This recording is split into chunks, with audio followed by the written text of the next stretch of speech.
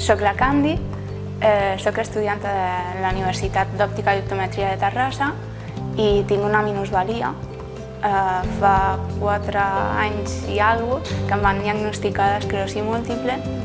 Cuando llevaba el caminador, todo el mundo por la calle te mira porque eres una chica muy joven. Iba con mis padres y mi hermano y vimos unas matrículas para colgar en puertas o en coches y pues pensé en poner una en el caminador. Bueno, mi hermano dio la idea de poner un mírame a los ojos. Puse la matrícula y ibas por la calle con la matrícula en el caminador y vas viendo que la gente primero miraba al caminador y después te miraba a los ojos y se reía.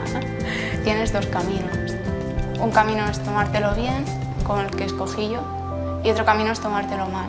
Si te lo tomas mal, tienes 2 problemas. Tienes que salir, volver a levantarte y además afrontar tu discapacidad. Entonces animo a que se escoja el buen camino, el que creo que es el buen camino, el tomártelo bien.